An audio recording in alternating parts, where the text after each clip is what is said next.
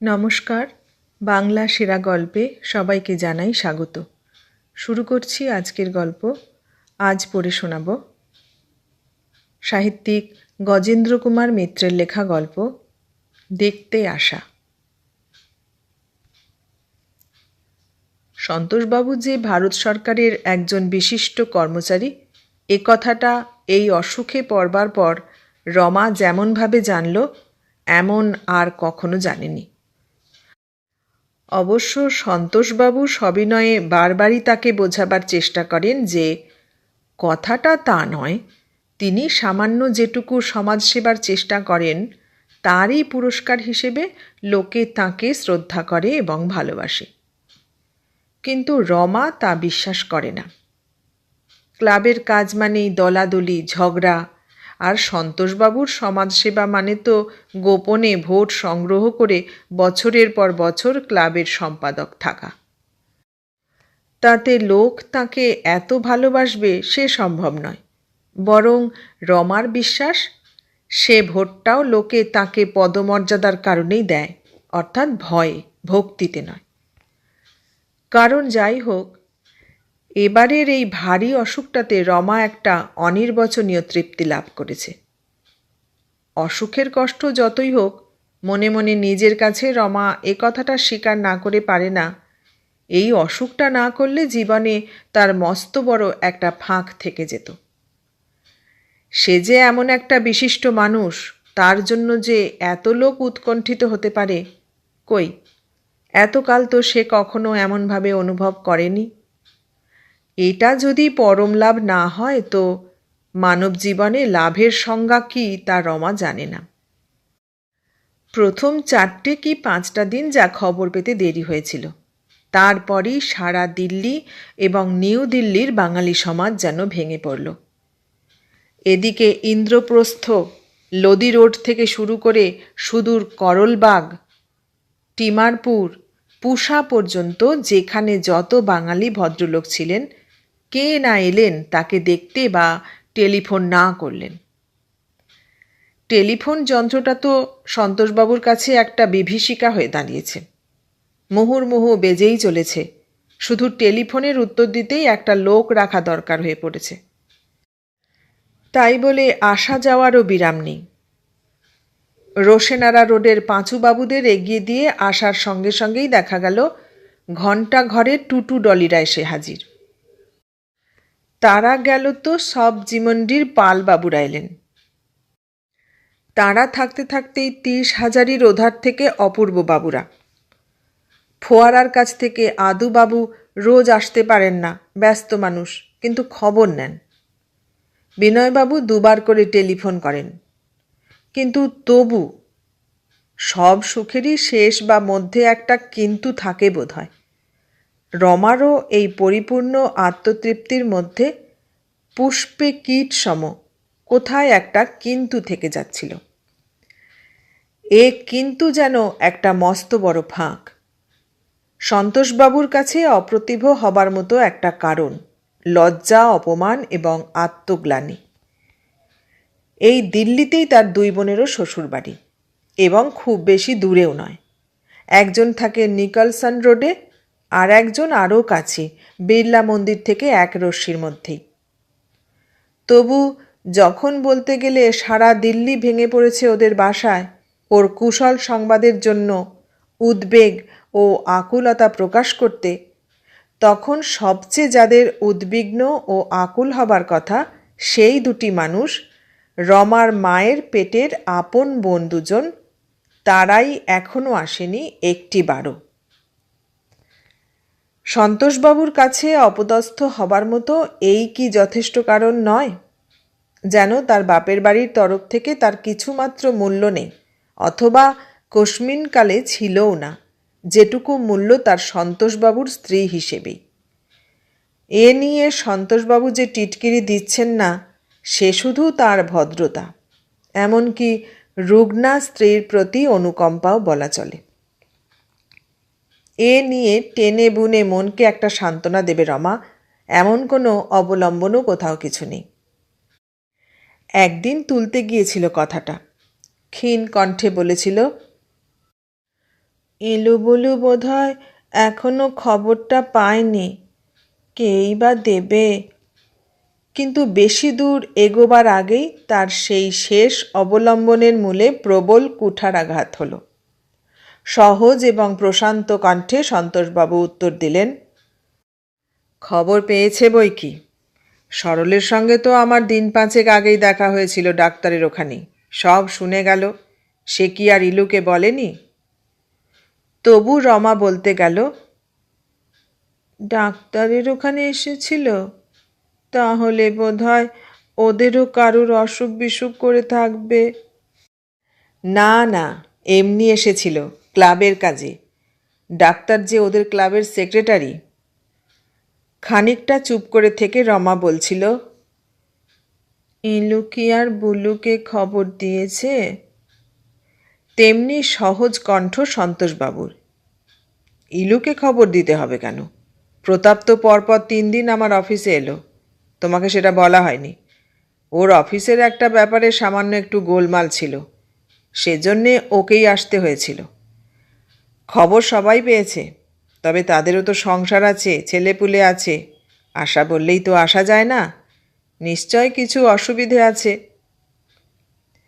কিন্তু এটা শুধু মৌখিক সান্ত্বনা এবং নির্লিপ্ততা।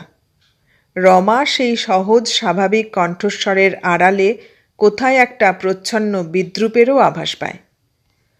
হয়তো সেটা কল্পনা, একবার নিজেকে সেটাই বোঝাতে চেষ্টা করে।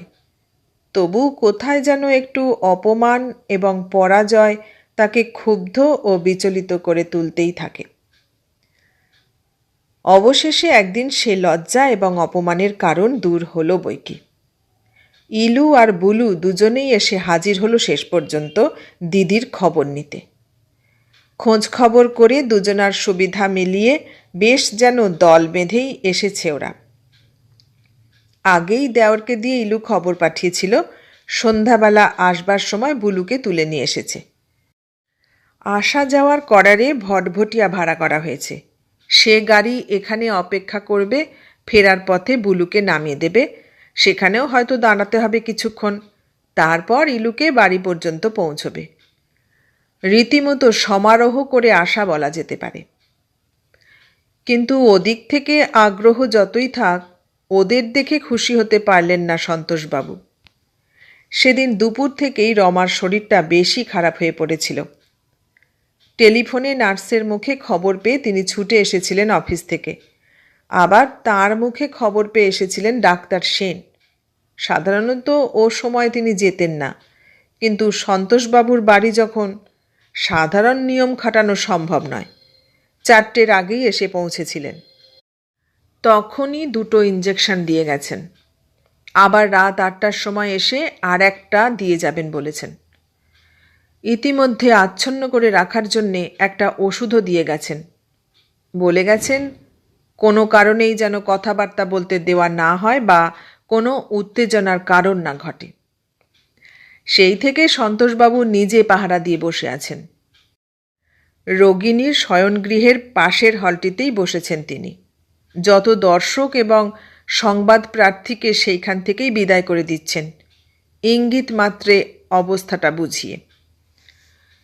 কিন্তু এরা শালী, স্ত্রীর বোন, সহজে বিদায় করে দেওয়া চলবে না। শুধু প্রারম্ভেই ব্যাকুলভাবে অবস্থার গুরুত্বজ্ঞাপক একটা ইঙ্গিত করে হাতের ভঙ্গিতে নিস্তব্ধ থাকার অনুরোধ করা ছাড়া আর কিছুই করে উঠতে পারলেন না সন্তোষবাবু। কিন্তু তারাও ঢুকেছে দমকা ঝড়ের মতো, যথেষ্ট উৎকণ্ঠা ও উদ্বেগ নিয়ে।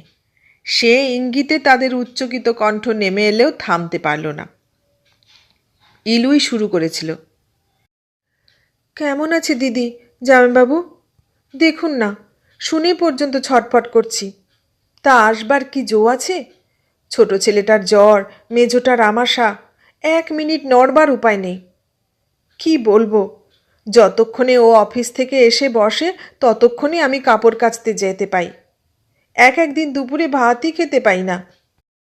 যেমন কপাল আমার, শাশুড়ি ননদ যা সবই তো আছে, কেউ একবার কাঠি করে ছোঁয় না আমার ছেলে মেয়েদের।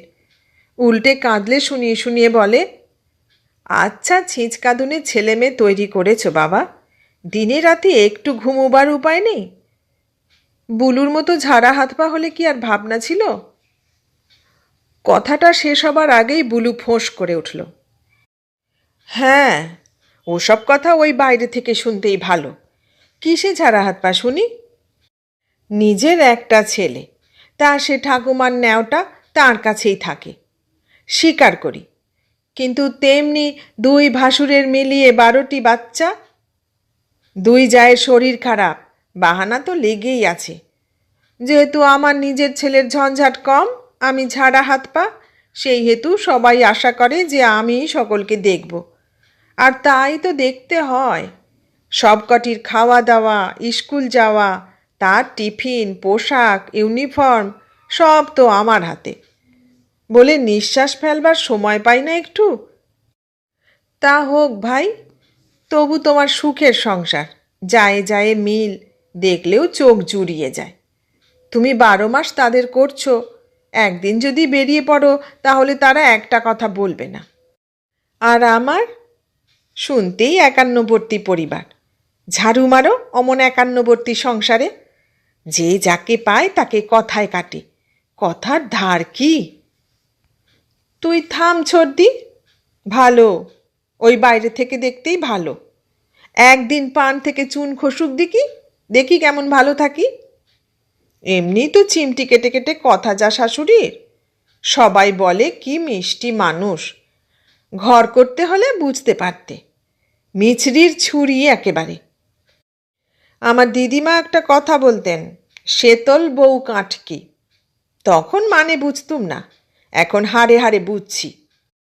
কথাটা শুরু হয়েছিল চাপা ফিসফিসিনিতেই, কারণ ঘরে ঢোকবার মুখেই সন্তোষবাবুর সতর্কতামূলক 2 হাতের ভঙ্গিটা ছিল। কিন্তু উত্তেজনা ক্রমশ বেড়েই যায়। তখন আর বিধিনিষেধের বাঁধন মানতে চায় না কণ্ঠস্বর, গলা উচ্চগ্রামেই পৌঁছতে থাকে। মাঝে যেমন দেওয়ালের ব্যবধান আছে, তেমনি দরজাও আছে। রোগিণীর সঙ্গে তাদের দূরত্ব কয়েক হাত মাত্র।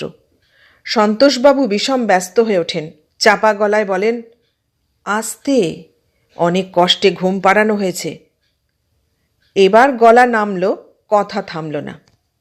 ইলু বললে, তাই তো বলছি, দিদি দুঃখ করত যে শ্বশুর বাড়ির কেউ কোথাও নেই, আদর যত্ন করার লোক নেই। আপনি যেমন একা একাই পুষিয়ে দিচ্ছেন, আমি তো 5টার মধ্যে থেকেও একা। উল্টে আমাদের ইনি ইচ্ছে থাকলেও করতে পারেন না, মা বৌদি বোনের বাক্যির চোটে। সেদিক দিয়ে বুলুর বড়া তো ঢের ভালো। তা যদি বললি, আমার কি এমন বরাত দেখিস তোরা তা জানি না। ওর সঙ্গে আমার দেখা হয় কখন বলতো? অফিসের কাজ, ক্লাবের কাজ, কালীবাড়ির কাজ, না হয়তো পাড়ার কাজ। কোনো দিনই তো রাত 12টার আগে ফিরতে দেখি না। ভোরে উঠে আমি পড়ি ছেলে মেয়েদের নিয়ে, তারই ফাঁকে কখন চা খেয়ে সরে পড়ে টেরই পাই না। এইভাবে 2 বোন নিজেদের ভাগ্য মিলিয়ে চলে, প্রসঙ্গ থেকে প্রসঙ্গান্তর উপলক্ষ করে। কণ্ঠস্বর চড়ে নামে, কিন্তু ফিসফিসনিটাও এমন স্বরগ্রামে উচ্চারিত হয় যে কুম্ভকর্ণের ঘুম ভাঙাবার পক্ষেও যথেষ্ট। নার্স এসে ভ্রুকুটি করে ফিরে যান। আত্মীয় অনুমান করেই বোধহয় শাসন করতে সাহস করেন না। ওদিক থেকে মাদকাচ্ছন্ন রমা 2-1বার উ আ করে। সে শব্দ বোনেদের কানে না এলেও সন্তোষবাবু শুনতে পান ঠিকই। অবশেষে মরিয়া হয়ে সন্তোষবাবু ওপাশের ঘরটা দেখিয়ে বলেন, ইলুবুলু, তোমরা বরং ওই ঘরটায় বসবে চলো। না জামাইবাবু, আজ তাহলে চলি। দিদি তো ঘুমুচ্ছে, ভটভটিয়াওয়ালাটাও এখনই তাগাদা দিতে শুরু করবে হয়তো।